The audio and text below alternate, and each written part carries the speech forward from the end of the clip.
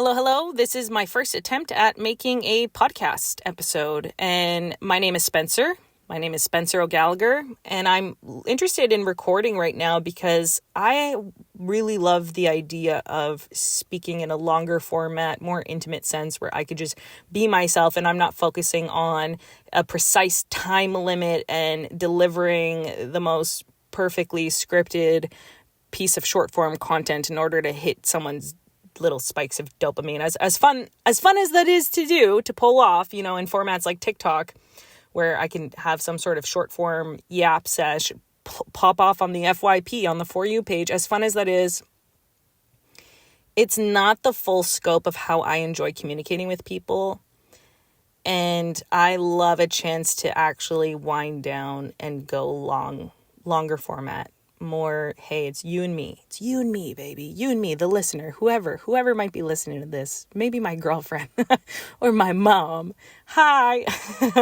It's you and me against the world. And I like the chance to kind of soften up in this moment and just share what's on my mind without being too concerned on hitting the right marks for appealing to an algorithm.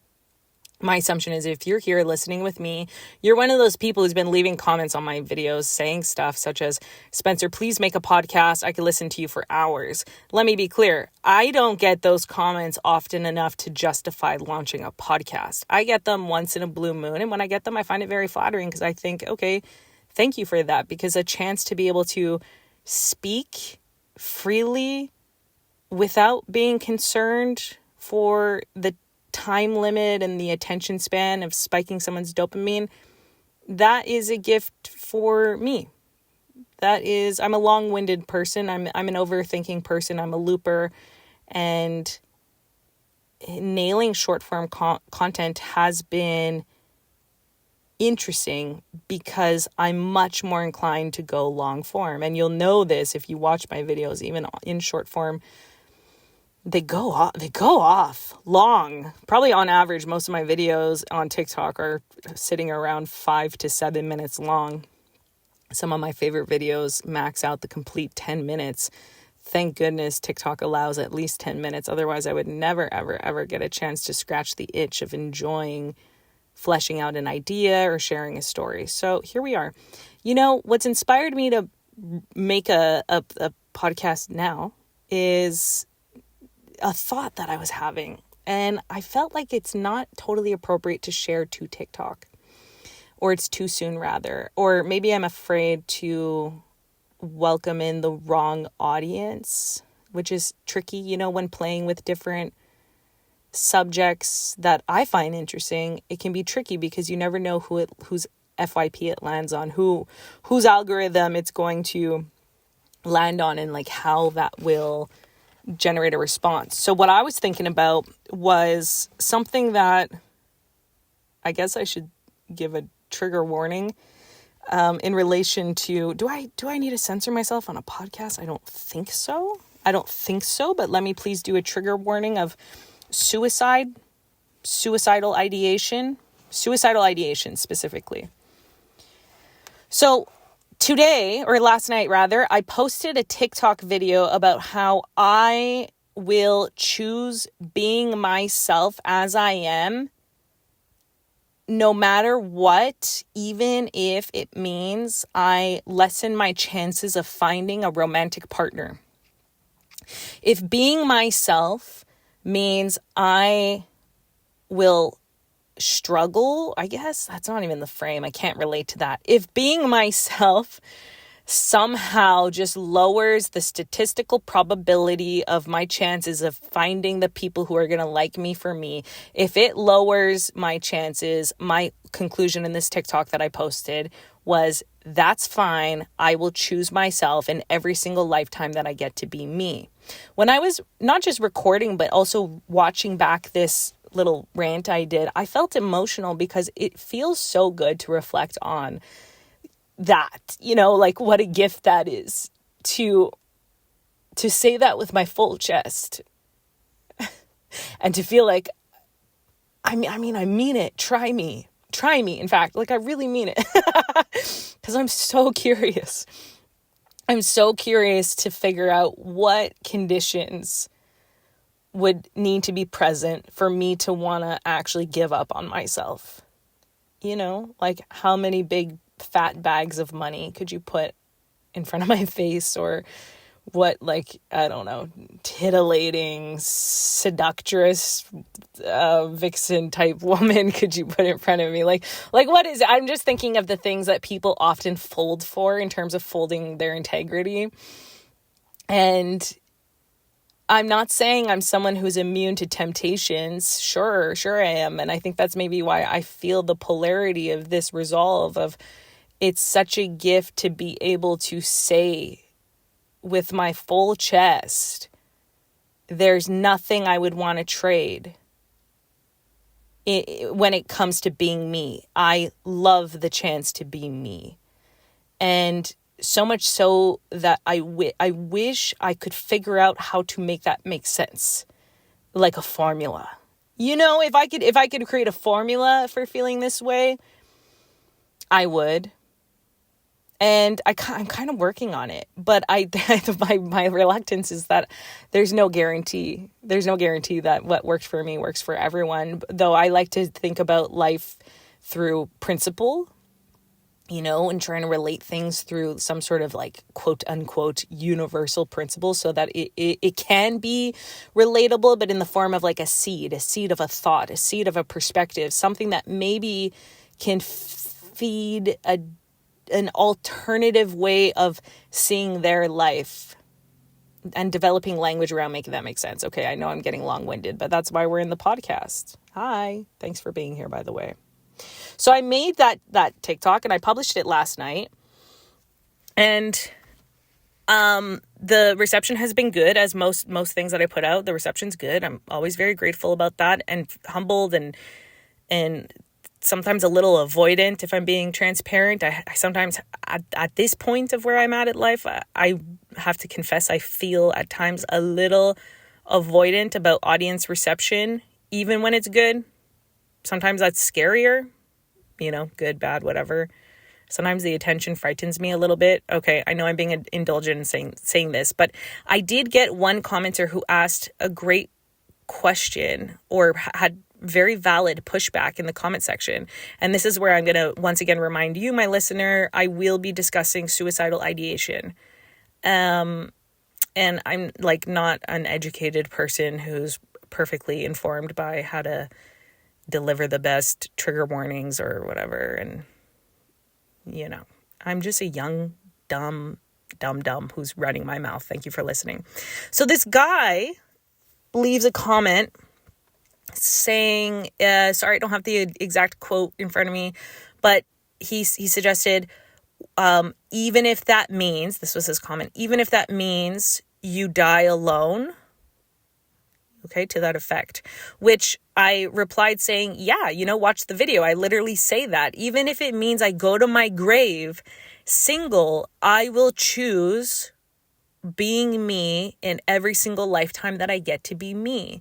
And this is a subject matter I've covered a couple of times in my content because I really mean it. And yet I just want to give a little caveat, or rather a disclaimer, to say, I don't know if this is something I can promote. Like, yeah, everyone, let's all bound together. Let's all get together and celebrate being our single selves and being so happy being us that sure, we're going to get to the end of our lives and be happy regardless. I don't know. At the time I'm recording this, I'm 30 years old. For all I know, I'm full of it. For all I know, I'm wrong.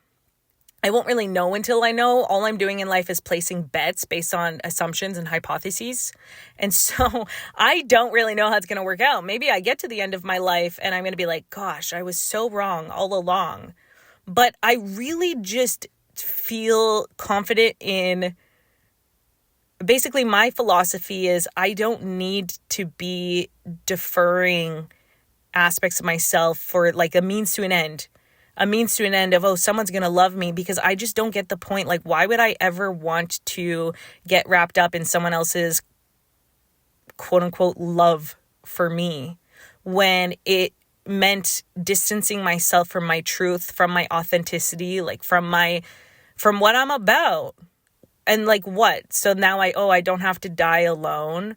I don't have to die alone because someone loves me. That's like the loneliest thing ever, right? That's how it sounds. It sounds super lonely to me.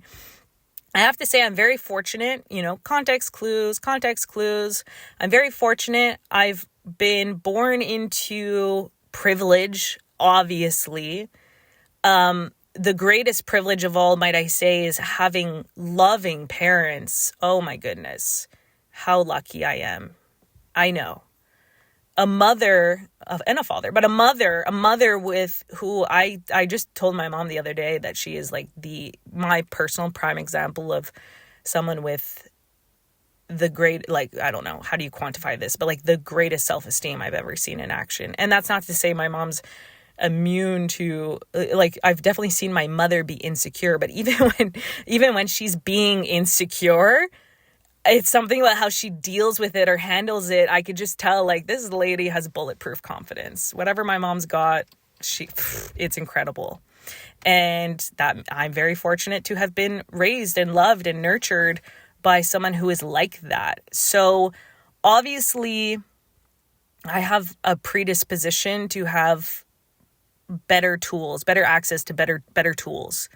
And I'm aware of that. And so, when I look to people such as my mother, among others, who are sort of like leaders for how to live a full life where you feel a full sense of self, I see more and more that this is really what I'm seeing life to be about having a fullness of self, about having a full experience, even if at times it means life will be challenging. There will be friction.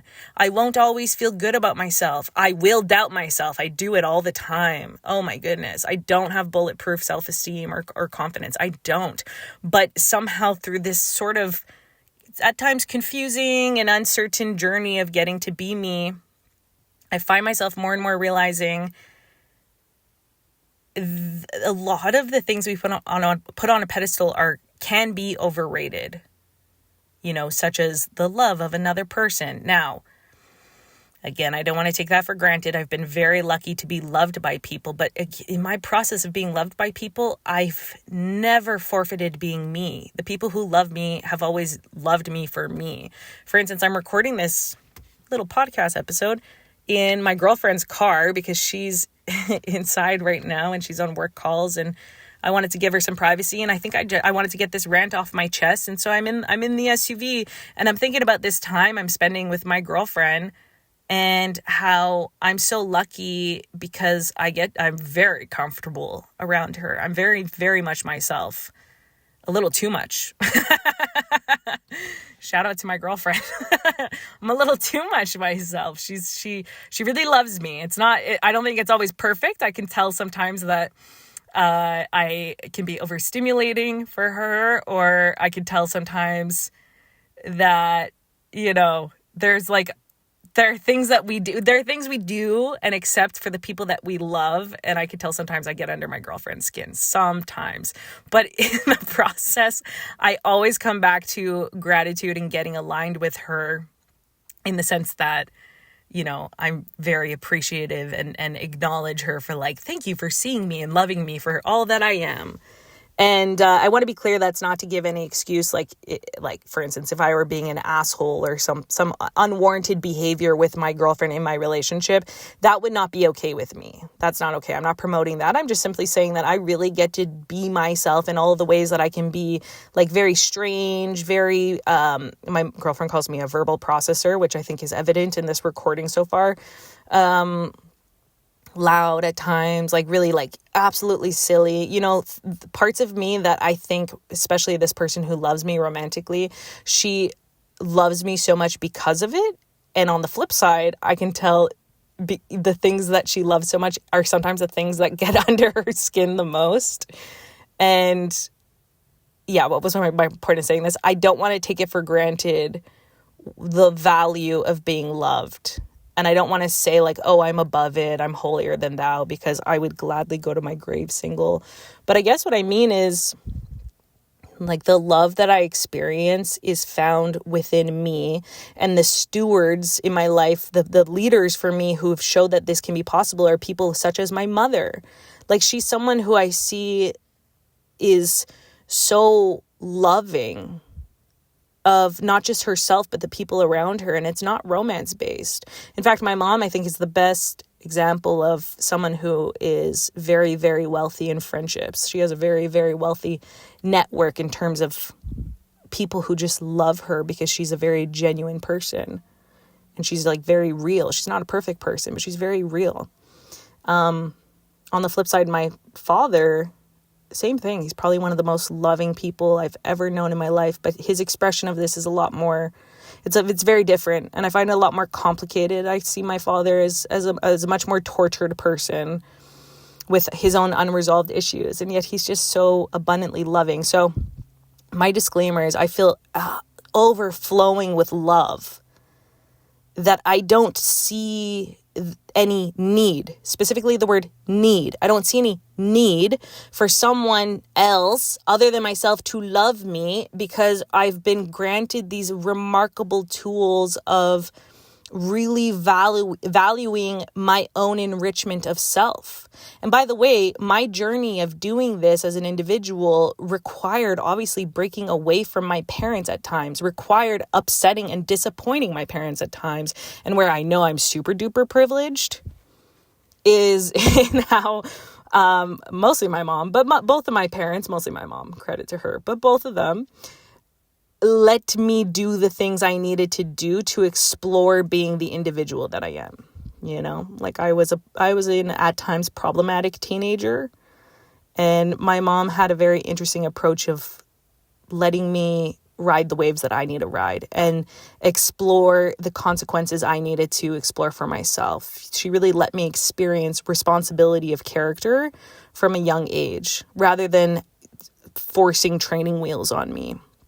I remember when I was in high school, especially in my graduating year, which is grade 11 where I grew up, I'd sometimes still be at home after school started, like after 9 a.m. I'd still be at home. I hadn't gone on the city bus yet, I hadn't gone to school. And my mom would see me and she'd be like, "What are you doing?" And I would either say, "Yeah, I'm going to go late today," or I would say, "Yeah, I'm not going in today." And it's not like my mom said, "Oh, cool, enjoy your day." She would look at me and inflict the motherly disappointment of, Spencer. But then she would just kind of roll her eyes about it and be like, "Okay, it's your life." And I can see how in some instances that's a problematic approach for a mother, but I believe she said she was always doing it because we've discussed parenting approaches since then. She was always doing it from a place of when she remembered being a teenager, the more her parents were on her, the more she would get pushed in the other direction. It created a lot more extreme behavior. And my mom had a good knack for empowering me with my ability to make choices and feel the consequences. So every time I was getting my detentions or suspensions from school because of my own choices, my mom was pretty much like, "Well, the ball is in your court." And I really appreciate that because it gave me this agency and this ability to be like, who am I? Who am I? And why do I do the things I do?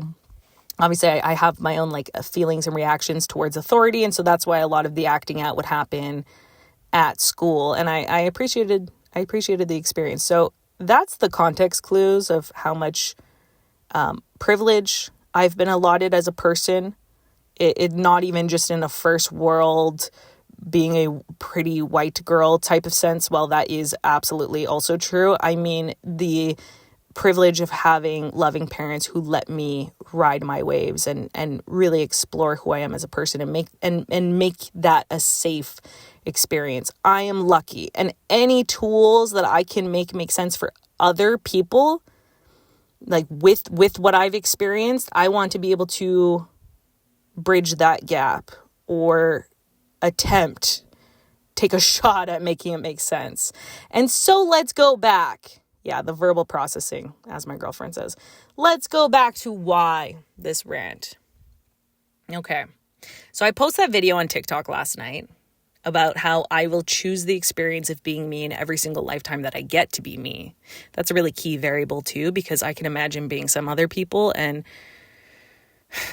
the people who I don't like or don't agree with, or who at times I wonder, are you the definition of evil? If you reincarnate me in their shoes, yeah, maybe I will forfeit authenticity. Yeah, maybe I will compromise my character of being the evil asshole.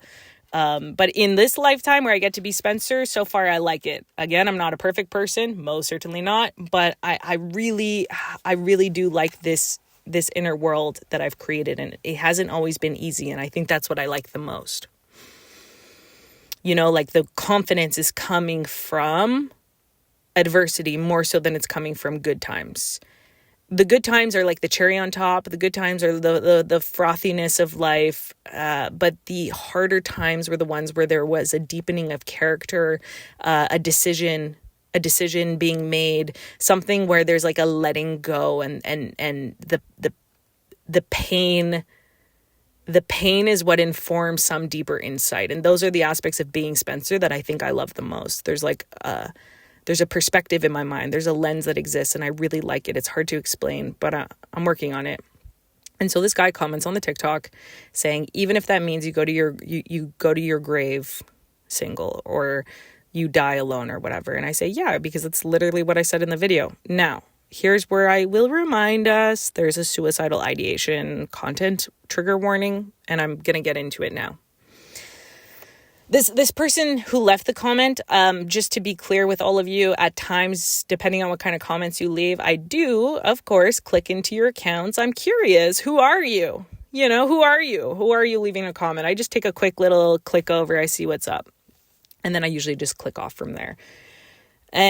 Or depending on who's listening to this, maybe I followed you even though there's no reason for that. It seems like there's no reason for that. Maybe you're like, why did Spencer follow me? I don't know. Sometimes people leave me cool or interesting or thoughtful comments. And then I click your account and I see like you make art or something and whatever. And I think, you're cool, bro. It's not that deep for me. I like to follow people who seem legit. And when I clicked on this guy's account, I saw a lot of darkness, as in every single post this person's made, which there were at least like 2 or 3 dozen of them. They all were related to sharing suicidal ideations. Very, very dark stuff. They are a man, as identified. They're only slightly younger than me. I'm 30 years old. And I saw this, and I think any sane person would move along. Okay? Because why? I'm not saying, someone's in a horrible situation and they're sharing these really intimately sad details. Don't bother throwing them a life raft or attempting to help them. I'm not saying that, but in the sense that this is a complete stranger. They don't follow me, I think I just landed on their For You page.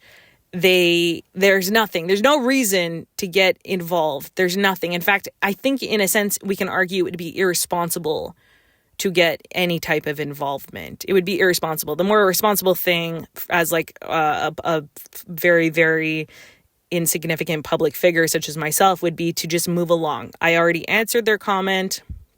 They commented. I appreciate that they commented, and then move along. But I have almost like a curiosity of, wow, this person, every single post, like I said, 2 to 3 dozen of them, really dark. They're not talking head content. There's no photos. This person's completely anonymous. And I think that's also why I felt a little more inclined to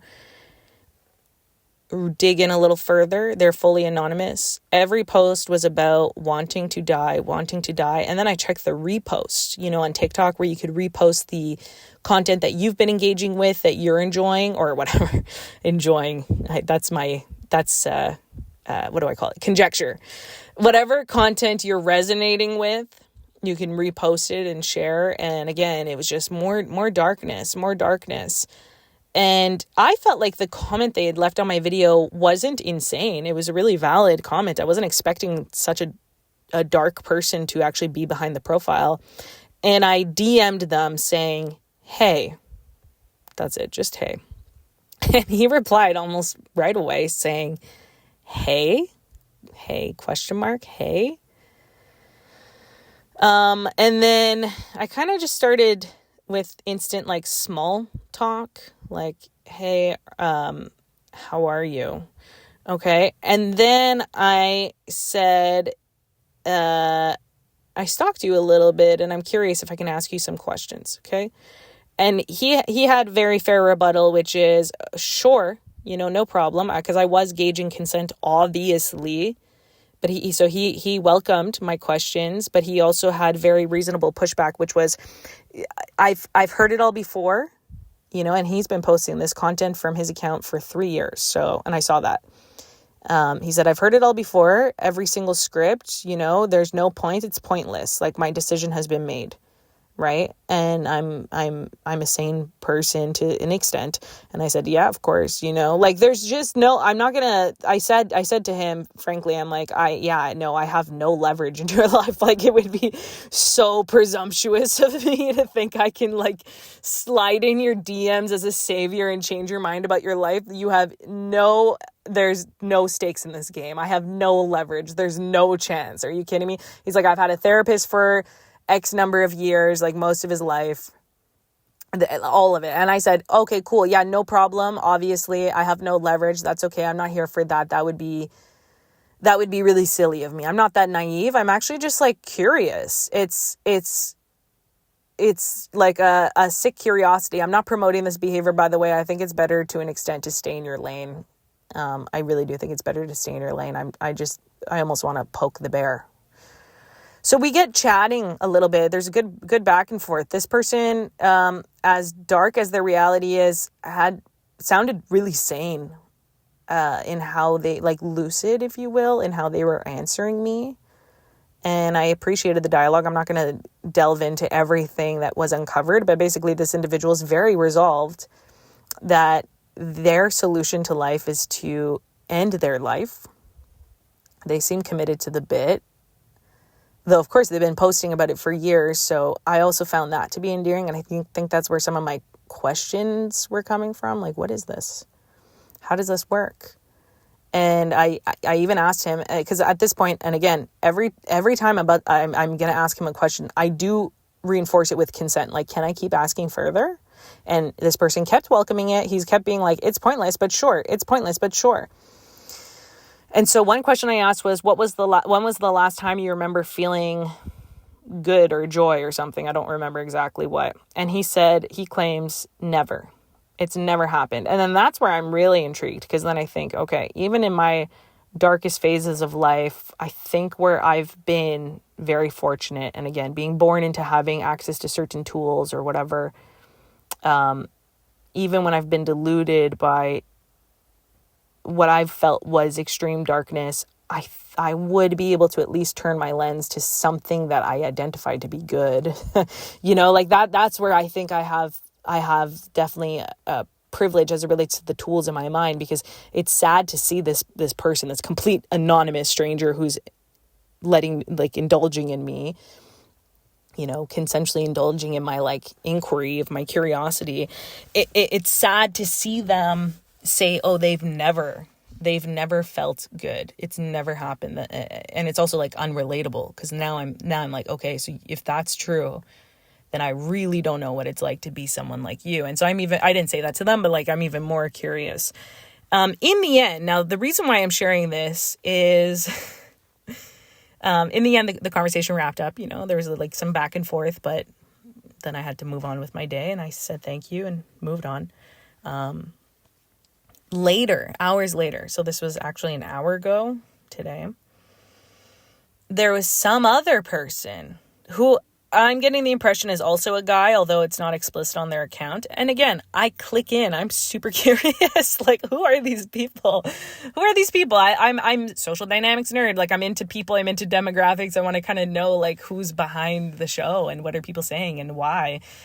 And some other person was commenting on the exact same video and left multiple comments. Now, what I'll say, credit to the person who I DM'd, who had the extremely consistent suicidal ideation in their TikTok account.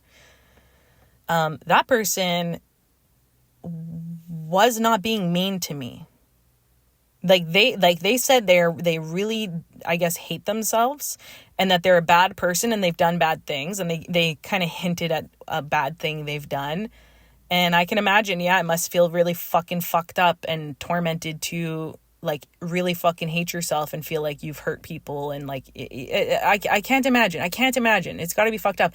And yet in that whole conversation, in the comment that they left on my video, I felt like, okay, well, you're not robbing me of anything. You didn't say anything negative. Like the comment to the nature of, just kind of piggybacking off of the idea I proposed in the TikTok, which is, oh, if that is true, where you really do choose yourself, you would actually choose yourself and your authenticity, even if it meant you die alone.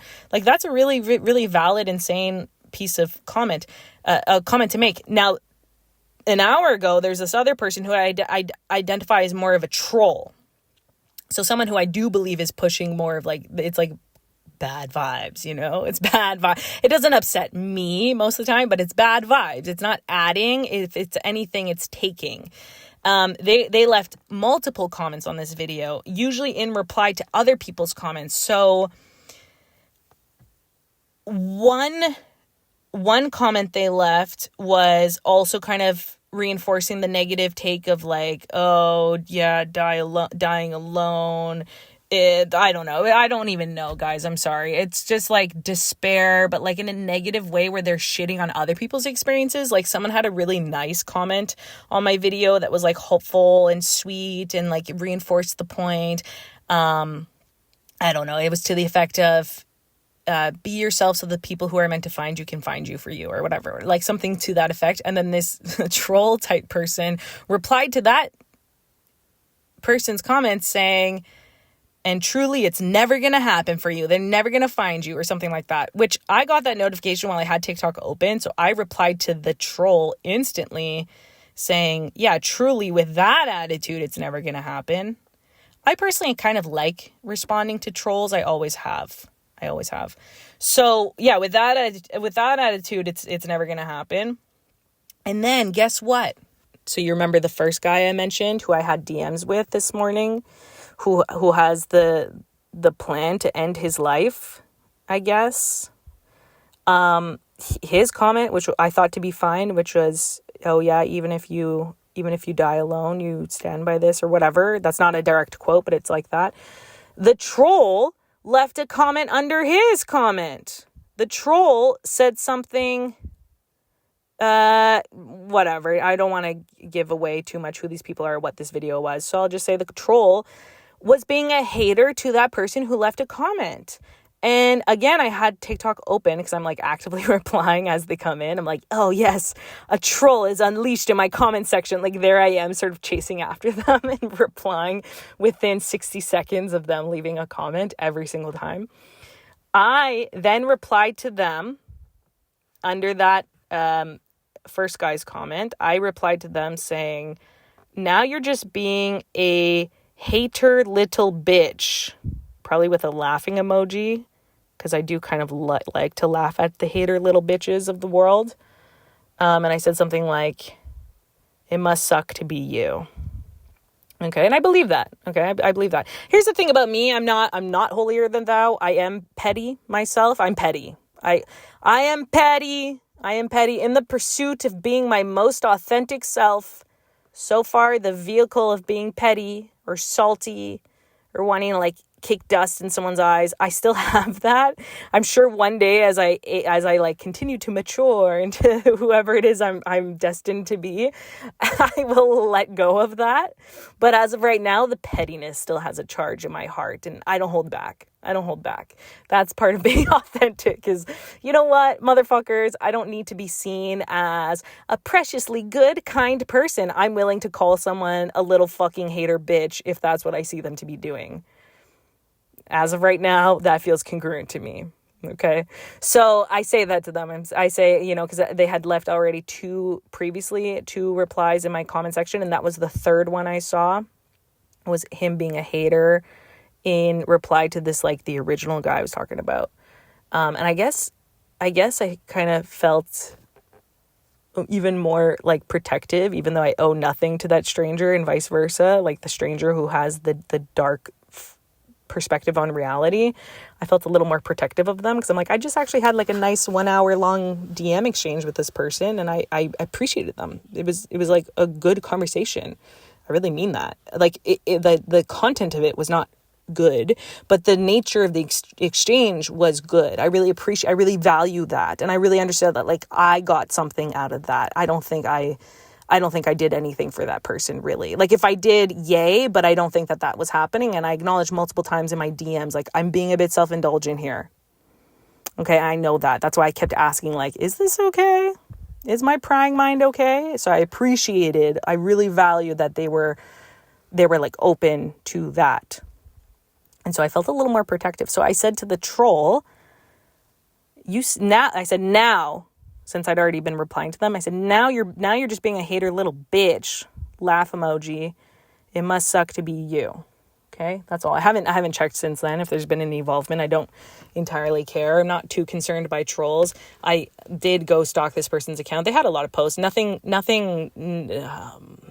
dark like that first person I saw. But it had me thinking, oh my goodness.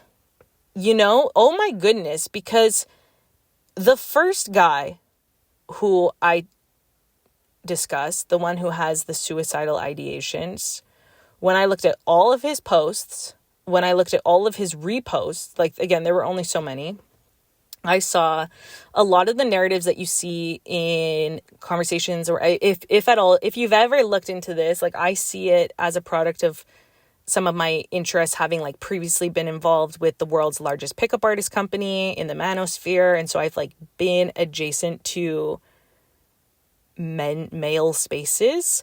And then now this modern term of the male loneliness epidemic, which I'm pretty sure this is the first time I've ever uttered those words out of my mouth, male loneliness epidemic. Because I don't know what to make of it or who's saying it. Like, I'm not really trying to be an active participant in this culture. But when I looked at the first guy with the suicidal ideations, when I looked at his reposts, I saw a lot of what was in line with the black pill, manosphere, male loneliness epidemic type stuff. And a lot of that content is really like miserable guys being mean to other miserable guys or vulnerable guys. They're being mean. They're sharing it's like sharing the meanest, most belittling, limiting beliefs and like promoting that messaging. Like, that's it. Like, it's content based around, if you're a single lonely guy, don't worry, bro. It's never going to change. You're chopped. You're chopped. You're short. You're chopped. You're ugly. Like, just like so sad. So that was in the repost of the first guy I was talking to, the conversation that I really appreciated. And again, let me just remind you how I feel about that conversation I had with this guy who has this dark lens. It was a good conversation. He had a sound mind in terms of how he was engaging with me. And he was not mean to me. He was not hateful. I actually found him to be kind. And I really believe that. Then, meanwhile, a few hours later, you have some fucking jerk-off troll piece of shit. Yeah, I guess I'm not helping the conversation by reinforcing that language, but, it's my knee-jerk unresolved emotions around it. This is fresh. This is an off-the-cuff rant. You have this fucking troll little piece of shit. It's so nice to do long format, vulnerable yaps. You have this guy replying to the first guy saying some other hater diminishing thing. Like, it was like mean. And I saw from the outside looking in, having had the unique perspective of even knowing a little bit more about this anonymous initial commenter, knowing like, damn, like that first guy lives in darkness and, promotes or shares or reposts the philosophy of darkness and despair. And then you have this other guy who clearly has some degree of darkness or being a hater and having limiting belief and like being triggered by anyone who's promoting a message of abundance and self-love and self-esteem. You have like him replying to the other dude promoting more of like the haterade. And from the outside looking in, I'm thinking, it's crazy. You guys are doing this to yourselves. It's so sad. And I'm not saying that the first guy who I was speaking to is doing it to anyone, because like I said, none of his comments were bad or like inherently negative or evil or malicious. But the guy who was in reply to him, it's like, you guys are the same probably to an extent. I'm not saying, I didn't see any indication of suicidal ideation and depression from the second guy, the trolls account, but I'm like, it can't be that positive, right? It can't be that it can't be that love and light if you're operating like that, being an anonymous troller commenter in someone's TikTok video that's sharing nothing but good. And I'm really open and really welcoming of pushback. I really appreciate it, because any kind of pushback on things that I say helps keep me in line with refining my messaging, because sometimes I get it wrong. Sometimes I say things online that get taken and interpreted the completely wrong way that it was intended. And that's okay. I don't want to claim like, no, you guys misunderstood me, you're wrong. If you see how I handle those moments, you'll see that I say, hey, thank you for the pushback. That's not how it was intended, but I understand how it could be misconstrued. And so I appreciate the pushback. I welcome your pushback, because it's keeping me motivated to be as clear as I possibly can, like to not get it wrong. The video I'm thinking about, a couple of months ago, I shared a take that I said it incorrectly and it was absorbed exactly so. It was absorbed super wrong. Basically, people were saying like, you're promoting the patriarchy. I wasn't, but the thing is, I really understood like, oh yeah, no, like I understand why this got read this way. 0% my intention, but yeah. And what am I going to do? I don't private the video, and I don't like hide away from the feedback. I basically respond to every single person who alleges like, this is what you were doing. I say, hey, actually, no, this is what I meant. And then I clear up what I meant. And I say, however, I understand why I was read this way. And, because now I've had like dozens and dozens of people say it, and I'm not dumb, so I get it. I messed up, and I always say thank you for commenting. Because it's such a privilege to be able to have people push back on you. That in itself is a privilege, to have a chance, to kind of recalibrate and also look within. Or maybe one day, regardless of being misconstrued, it's safer for me to be misconstrued. What if actually I share an idea where I say it with my full chest and I stand 10 toes down, like I really believe in it, and like people receive it the way I said it, and they still tear me apart, to be able to have pushback and actually challenge something I might actually believe. It is a gift. So I welcome the pushback. I welcome it. And yet, circling back to these guys in the comment section, I'm thinking this is so crazy, because you see all the commentary. If you're consuming social media, you see stuff about male loneliness epidemic and all these like, just like these like sad subscriptions of belief. And the saddest part is I think the guys who are victimized by it, like they're doing nothing to challenge it. They're using their energy and their voice, their time on this planet to reinforce it. Like everyone is taking down each other. That's what I saw. So when I saw one guy who was being, a little more of a non-believer, if you will, a non-believer. When I saw one guy in my comment section being a non-believer, questioning what I was saying, like, oh yeah, you'd really want to die alone. The first guy who has the dark TikTok account. When I saw that, and then hours later, I see another guy who's probably adjacent to the darkness reply to him being a little hater. I'm like, dudes, you guys are hurting each other. I'm fine, because I'm just like here being the creator, like watching all of this commentary unfold in my comment section. Like I'm going to be just fine. But I look at like the toxicity of it, the cancer of it, like what they're doing to each other. It's like harming themselves. It's a crazy, crazy thing. I'm not entirely sure what my takeaway here is, I guess, because part of me was itching to make a TikTok about it. But the reason why I didn't want to is because it's a little too close to home, as in literally this is, for all I know, if I wrap up this recording here, which I'm doing in the voice notes app on my iPhone 12 in a car. If I wrap up this recording here and go open up TikTok, there might even be more. Who knows? There might be more action. The plot might have continued because it's that recent. So I didn't want to make a TikTok about it because I don't want to make kind of a sensational example out of someone's intimate detail. Like, I don't know, like that dude who I was DMing. If within 24 hours of DMing him, I come out with like this reflection on how the depressed, sad, low self-esteem people are hurting each other. They're hurting each other. Like, while hurting themselves, they're hurting each other. It's this like sad echo chamber. If that landed on his FYP, I wouldn't want him to feel like I'm making an example out of him. And I don't know if making a long format, in-depth podcast style about it is any better. I might actually be coming off as a real asshole right now. But it's just like a thought loop that I was having. How often what I'm trying to do with my content, where I'm sharing positive messages of how you could use your energy in this lifetime to do better, if not for yourself, but for others also. Like, just do that. I don't know. To me, the math makes sense. It seems really sensible. Like, it seems like the right thing to do. But, you know, in the defense of, for instance, like the guy who I was actually DMing, who I got to further humanize even more the stuff that I saw him anonymously posting on TikTok, you know, he's someone who claims he's never felt a good moment in his life. He's never felt that. Now, I personally can't relate to that, so I don't know. So I want to be careful with what I say. Like, who am I to say, oh no, wake up, brother? No, wake up.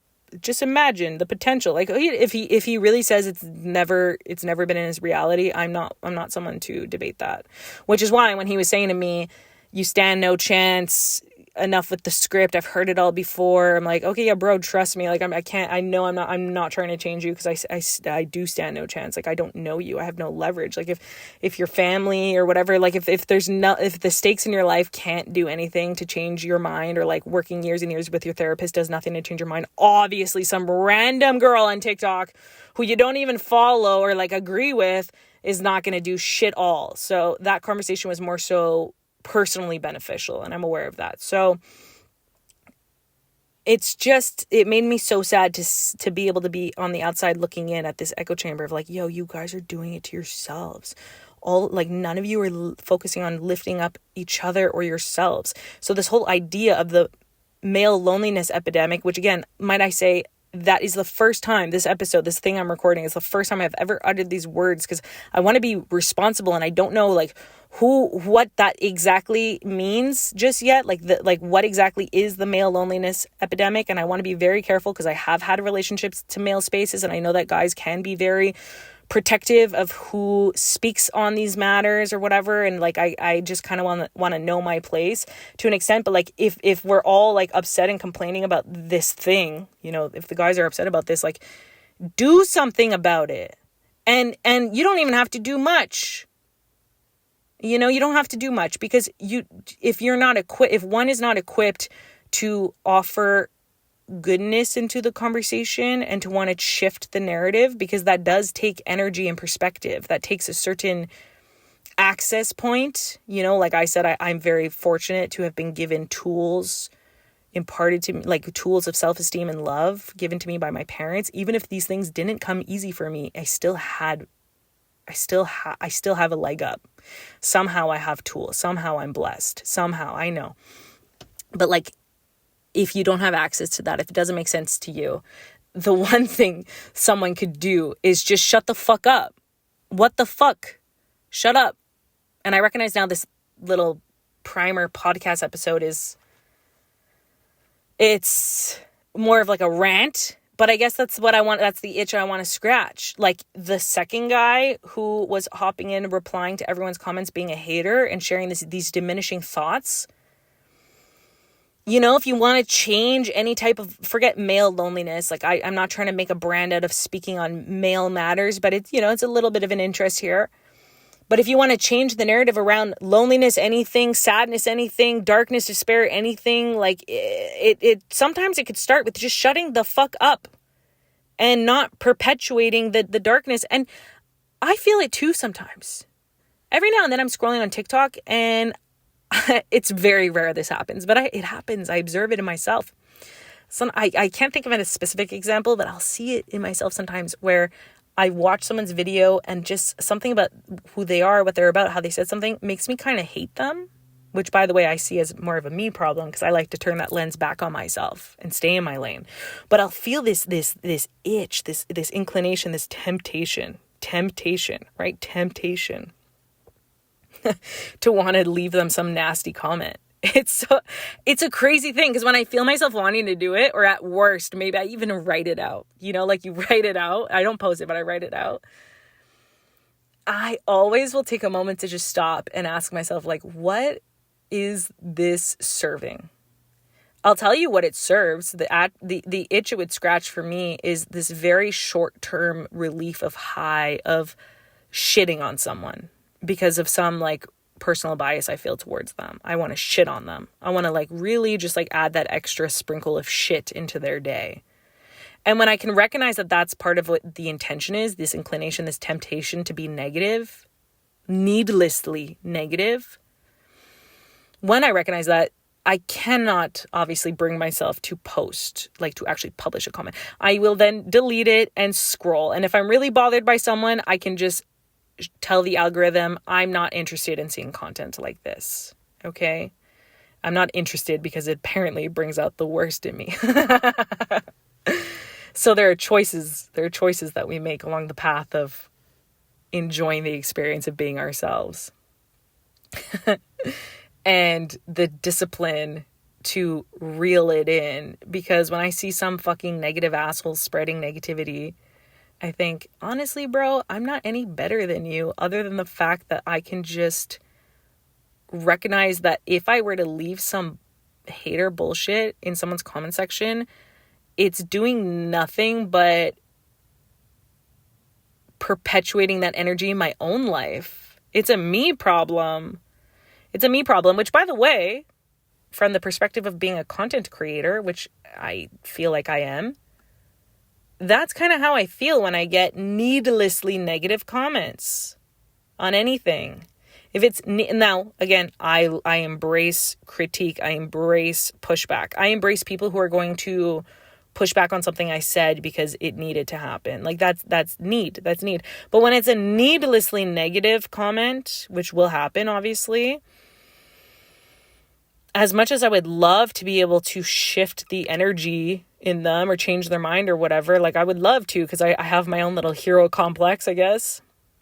I know I'm wise enough to recognize, no, like this is a them problem. Anything they're saying, it's like they are the mirror, especially if someone's overtly mean to me. I in the past, I used to post on YouTube, and I've had a video pop off where the majority of people were extremely mean to me in the comment section. Very mean, very, very mean.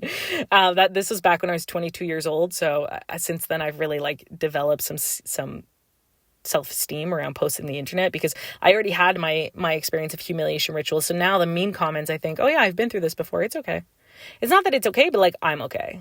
I'm okay. And so when I see a really vicious comment that's mean to me for no reason, it's insulting me, making assumptions about me, like whatever it is, all I think is, oh my God, it's so sad to be you, because you don't realize everything you've just said about me, all it did was inform me of your inner reality.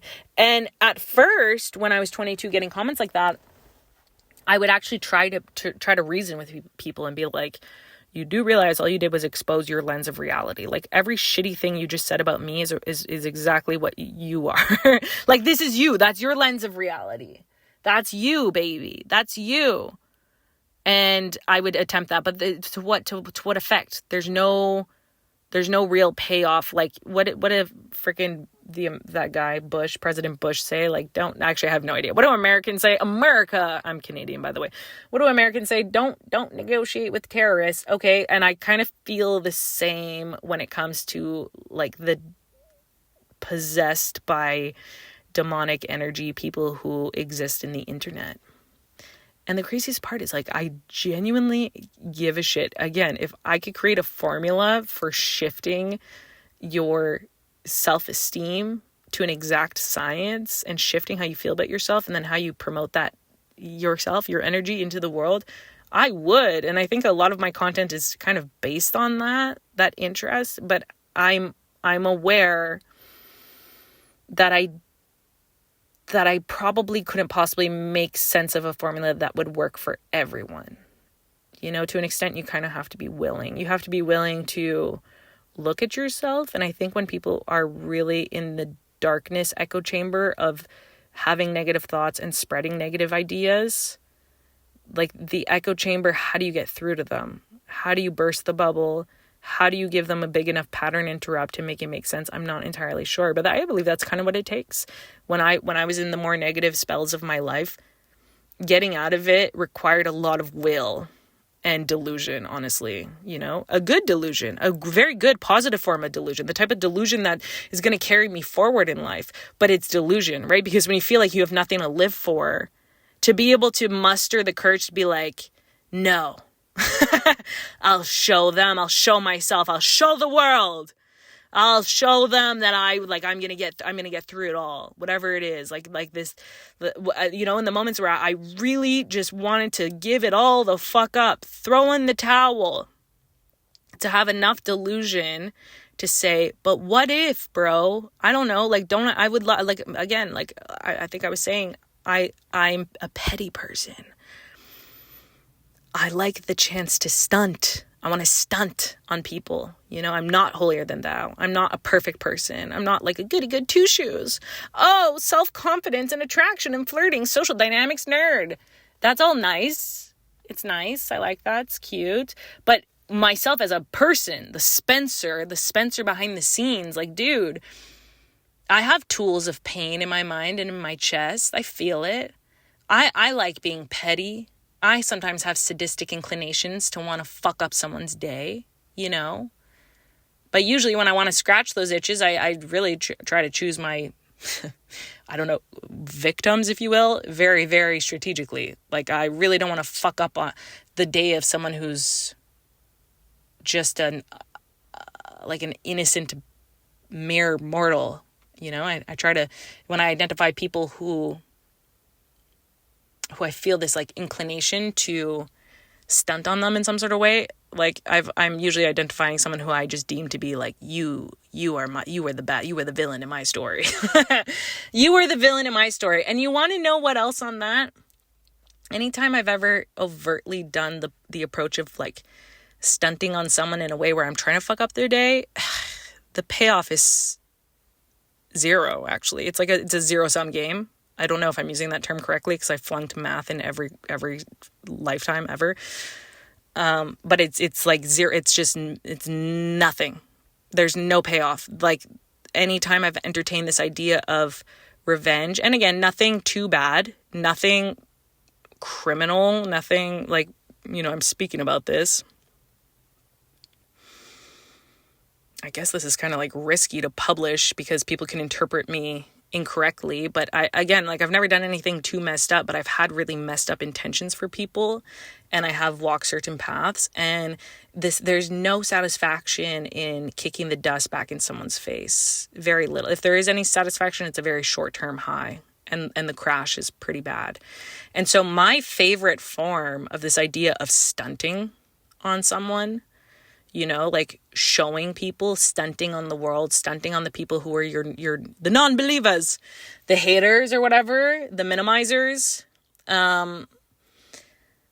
I find it more appealing to do the quote unquote stunting through a winning format where no matter what, somehow just always circle back to love and focusing on an enrichment of self and the lives of the people you care about, or the missions and messages that you care about the most. Because it's like a little too easy to act in bad faith. You know, it's a quick, easy high. It's too easy. What's harder, and again, don't subscribe to my limiting beliefs if you can recognize them in me. I'm also learning and growing as a person. I'm not perfect. Just because I produce content, I'm not perfect. Always question the authority. And so I say that disclaimer because I was going to say, I see the climb to winning and choosing success and good positivity. I see it as harder or longer, that's not necessarily true. I've met and talked to plenty of people who just inherently resonate with goodness, and I love that. It's so cool. I'm like, wow, it could just be so good and easy. Wow, who knew? In my mind, it's complicated. In my mind, I see myself often climbing out of ruts and calling it like the journey, the battle to come out like triumphant and somehow still choose and align with good and love. I don't know. Honestly, I'm overheating in this car, so I should wrap this up. But I think I'll share one final intimate detail that I was thinking about in line with having witnessed this echo chamber in my comment section between these two guys who probably are both afflicted by the same, maybe not the same, but similar negative narrative in the world. The narrative that they're being fed by the world. And then how they like do it to each other. Because they're like, you guys are the same. You're saying mean things to each other and you're the same. Like, imagine how you could, if not free yourself, you could free one another by not commenting something mean. Or instead, maybe will yourself to say something kind or thoughtful, whatever. When I saw this, it made me think about how sometimes I struggle with the idea of self-love and doing the best for myself, because when you don't feel like you're worthy of it, fuck it, right? Fuck it. Jeez, dig a fucking hole and throw me in it. I don't want to say you. I want to be very careful with my language, and anyone who has any feedback for me on this podcast episode, you can send me an email directly to spencer@socialdynamicsnerd.com. I will read it. Thank you. So I want to be careful, and I will change my language and center myself. When I have felt like I'm not worth it, this idea of, for instance, the frame, do unto others as you would want to have done unto you, I see it as problematic, because there have been times where what I would have done unto me is nothing I would wish upon others. So I've actually reframed that little sentiment a little bit in my mind, where I've played with the idea of actually this is for the people pleasers who are listening. You might resonate with this. If you're a people pleaser, where maybe you have low self-esteem and you don't do too good for yourself, but you're consistently a people pleaser, like you're more willing to stretch yourself thin for someone else. So a reframe I've played with in my mind is do unto yourself as you would want to have done unto others. Because that's something people pleasers will struggle with, right? Like you spread yourself so thin to appease and please others, but there's very little you're doing to fill your own cup. And so a reframe is do unto yourself as you would want to have done unto others. Because if I lead with, in my darkest moments, do unto others as I want to have done unto myself, it's not good. It's not favorable. I don't want that. And in my lowest moments, where I felt the most ill-equipped for how to help myself, like I've had to identify greater meaning outside of myself, something else to live for. And I'll often think of a friend of mine who played a very, very big role in my developing years. An older friend. She was my mother's friend. So she's my mother's age. And so I could equate this person to being like a godmother, an alternative guardian other than my parents. Played a massive role in my life up until a certain point where her problems, her demons, if you will, that's my conjecture, her demons, that's how I see it, like her issues, her addictions would, as I see it, get in her way of maintaining a relationship with me as it was, and with my family and with my mother. And the loss of that relationship in my childhood has been very formative. Like, it continues to inform me because I always grew up seeing that person as my best friend. And in retrospect, I see more and more how a relationship like that between a child and a grown adult, it's more than a best friend. It's different. It's like different from a mother. It's different. I don't really know how to explain it. And knowing that, you know, in the years I didn't know her after the age of 10, let's say, she has been, to my knowledge, struggling with homelessness, addiction, a lot of problems, mental illness. Like, it's I imagine dark based on the little glimpses I've had, because there have been glimpses since the fallout. And sometimes when I'm thinking about how to love myself, when I think of myself, it's almost not enough at times. At times it can sometimes not be enough. Like I said, dig a hole, throw me in it. I don't care. Throw me in with the whole world. I don't give a fuck. In the dark moments, that's the dark me speaking. But then when I think of this friend, for example, who I know her reality is very distorted by mental illness and addiction.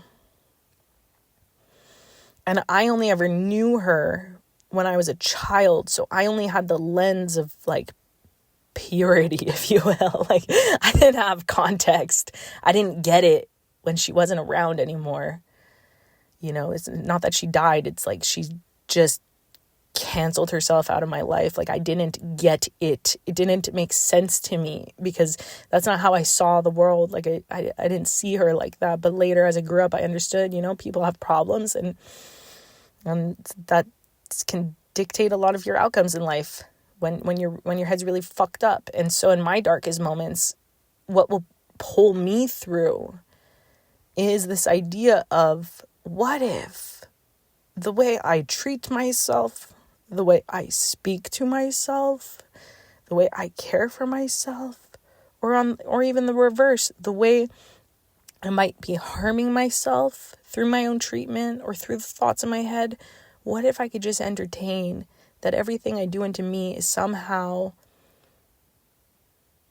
and this is a very esoteric thought, so take this like a rambly girl making her first ever podcast. And maybe this episode's going to be a huge mistake, you know, maybe this is TMI. But yeah, take me like just being esoteric, blah, blah. But I always sometimes entertain, like, what if I have some sort of channel to her? What if there's some sort of influence that I have? Like, what if, almost like I was watching Harry Potter recently. So, you know, if you know about Harry Potter, tangent here, Voldemort has these Horcruxes, little pieces of his soul inside of different, I don't know, objects or whatever. And he has a Horcrux. Voldemort, the villain of Harry Potter, has a piece of his soul inside Harry Potter, the protagonist. And I don't see myself in this woman who is a part of my life, or is a part of my life in like a conceptual way. I don't see her as a villain, or myself as a villain. I just see like, well, what if there's like a piece of me connected to her? And that, when I have that thought, it will me to do better for myself. Because when I think about how, what if somehow there is like this thin veil of connection that goes deeper than we understand. And like, when I'm being hurtful in my own mind, or when I'm not taking care of myself the way I know I should be or could be, what if somehow that's spilling over into this friend's life, this adult woman who was a huge part of my life and my development years. And like, anything I do will spill over into her life and her experience. Suddenly that corrects my behavior really quick. Really quick. And so that kind of circles back to this reframe of do unto yourself as you would want to have done unto others. And I'm not saying that type of reframe is going to work for everyone, you know, circling back to the example of the guy who was talking to me this morning through DMs, who has the suicidal ideations. If you claim to have never known goodness, then I just don't know. At that point, it must be like a language. If you don't speak the language, then what? I don't know, but I guess part of why that reframe in my mind will get me to correct myself. And I need a lot of consistency and discipline to keep reminding myself, because for me, it's really easy to slip into darkness. Really easy to slip into darkness. Really easy. I have to be very careful at times. But when I consider that reframe, like it means a lot to me on a lot of levels, because if in some sense of the esoteric realm, when I do take care of myself in some way, I'm taking care of that woman, this friend of mine. If so, okay. But if not that, sometimes I just think, you know what, Spencer, as much as it's sad that her problems got in the way of her having loving and healthy relationships in her life with people who really care about her and really love her, being me, my mom, my family, among others. I from what I understand, she's had more fallouts. As much as that's sad, I know that woman loves me a lot. And I know this because at the age of 25, after 15 years of not talking to her, I basically hunted her down and found her, and we exchanged some words. And, I understood, like, this person really loves me. And sometimes in my saddest moments, in my darkest moments, the sadness was coming from feeling some sort of sense of abandonment or rejection from her, like someone who I identified as a primary caregiver. And it would be kind of like spiteful to like be basically what I'm saying is I don't want darkness to win. On the recording, it was 1111 when I said that. Hell yeah. 1 hour, 11 minutes, 11 seconds. I don't want darkness to win. It would be too easy. So it's almost like, it's like breaking the cycle. Like, as painful as that was, I don't want the darkness to win. And so when I think of this woman who is so important to me, and I love her so much, and I'm so grateful, and I'm so sad that her mind seems to be getting between her and like reality. I'm so sad about that. I don't want my own depressive, low self-esteem, demonic thoughts to win, because it's like rooting for her villains almost, What I've enjoyed a lot more are the moments when I not only am I practicing self-love, but I'm practicing self-love in a very intentional way where I'm thinking about her, because that for me, that's more fuel. And when I'm thinking about her, and I take myself on a nice walk in nature, or I treat myself to like a nice treat that I'm going to enjoy, and I think about her, I think like, that's right. Like it's a gift to her. Even if she doesn't know it, because she doesn't, because we don't communicate, it's a gift to her. Like, I know in some way it's a gift to her, because I know she would be so upset if she knew that like any type of missing her fed into my demons and my sadness and my feeling of abandonment. Like, that would hurt her. Whereas I like that there's something so rewarding in resolving for good and love and healing just for the sake of stunting on the demons. Like, fuck you, little thoughts, little parasitic thoughts in my head that want to propagate itself in this world. Fuck you to the ends of the earth. It would be too easy to give in to the fucking parasites in my mind. It's too fucking easy. Fuck you. And so I find a lot more pleasure in the disciplined pursuit of choosing myself. Back to that topic of that TikTok I posted. If finding true love meant I lower the chances of like really encountering, if being myself and finding true love basically can't coexist, so be it. I choose me in every single lifetime that I get to be me. And part of why that is just everything I've just shared. Like, I really enjoy having the perspective of being willing to choose good, even when the mental parasites are fierce at times. I don't know. To me, it's a worthy battle. It's a worthy journey.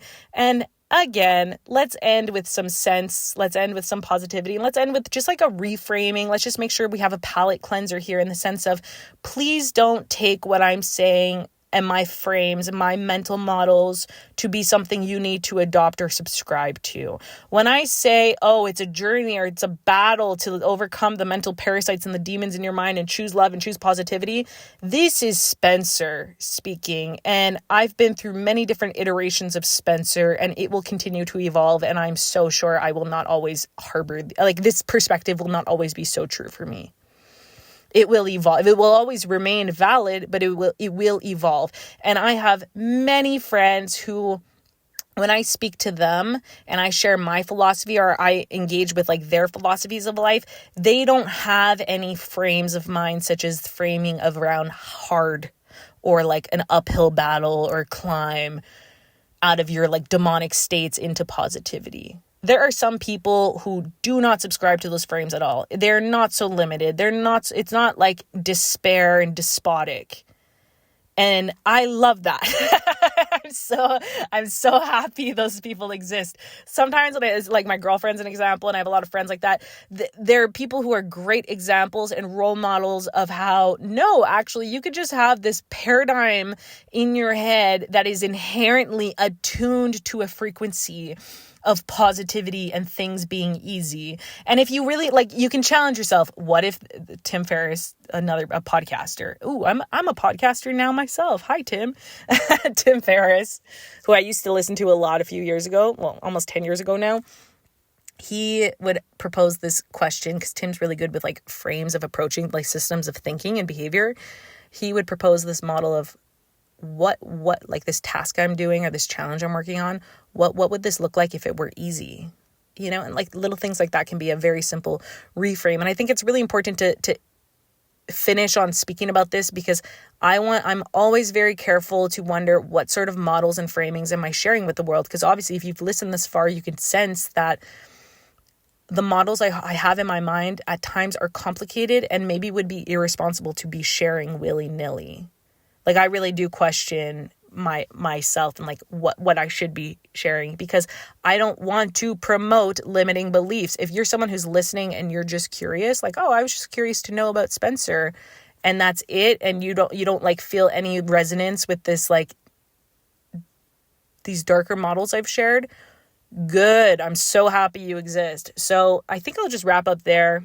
I am a verbal processor. This whole thing has just been a very off-the-cuff rant, much like many of my TikToks are. But in this context, I guess I've allowed myself to just freely speak for now well over an hour.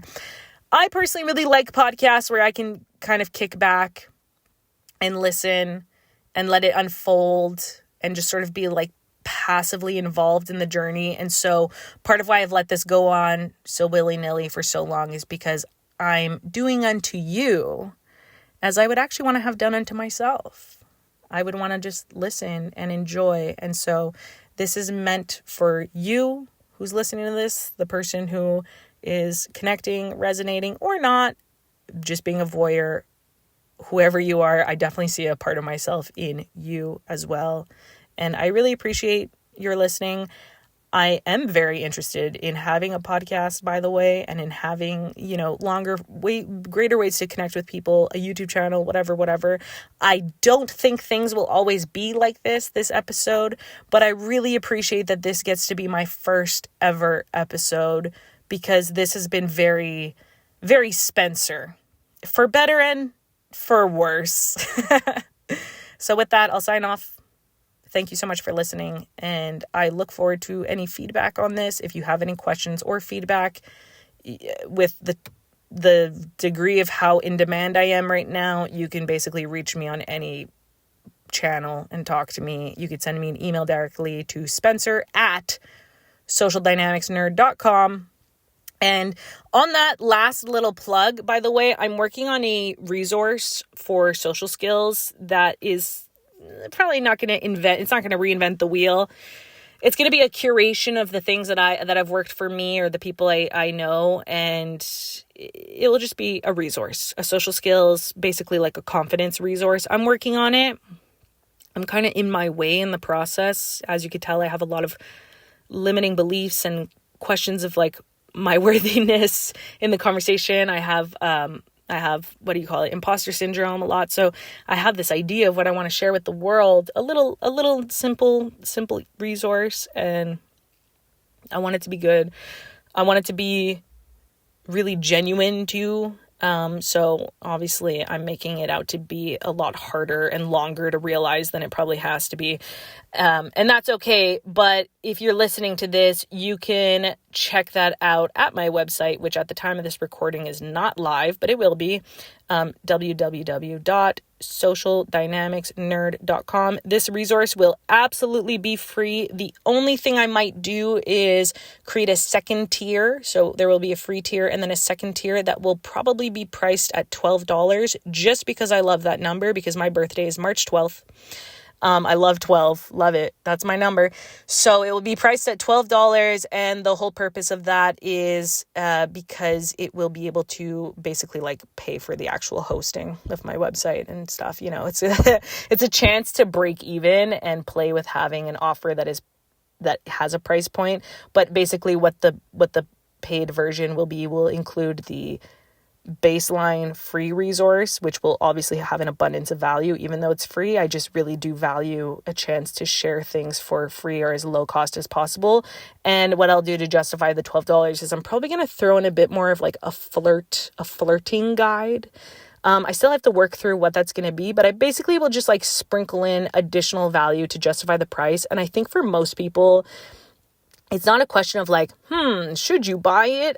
I'm basically just giving my audience a chance to sort of like vote for me with their dollars, because as of right now, if I sell just like 20 of those at $12, then I'll pay for all of my hosting and my website stuff. Like I'm just looking to kind of like break even and give people a chance to vote for me with their dollars, and you will be rewarded with like an extra sprinkle of value. But it's very important to say that the baseline offer that will be free, it will be $0. I promise it will have an abundance of value, and you will not be shortchanged if you don't feel inclined to pay for the $12 tier. If you don't feel called to it, I promise you are still getting an abundance of value through the free version. So, wow, that was my first ever podcast and impromptu self-promotion of a product that doesn't even entirely exist yet. But this will be released when all of my ducks are in a row. So thank you so much for listening. My name is Spencer, and I've really appreciated you spending this moment of your time with me, and I hope that it's done you some good. Like I've said, if you have any questions or any comments, good or bad, I'm open to it. You can send me an email. If not through my social media channels in a DM, you can send me an email directly to Spencer, SPENCER, at socialdynamicsnerd.com. Thank you so much.